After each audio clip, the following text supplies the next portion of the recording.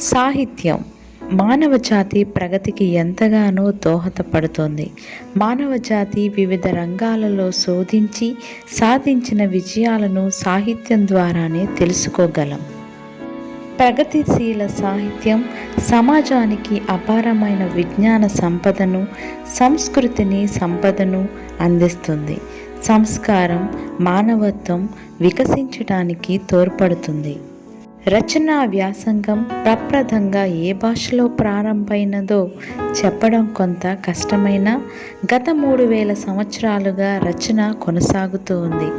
ఈనాడు కొన్ని వందల భాషల్లో గ్రంథరచన కొనసాగుతూ ఉంది. సాహిత్యంలో పద్యరచన, వచన రచన అనే 2 ప్రధాన శాఖలు ఉన్నాయి. ప్రపంచంలో ఏ భాషలోనైనా ప్రప్రథంగా పద్యమే ఉదయించిందని లాక్షణికుల కథనం. వచన రచనలో కథ, నవల, జీవిత చరిత్ర, నాటకం, వ్యాసరచన మొదలగు 50కి పైగా సాహిత్య ప్రక్రియలు ఉన్నాయి.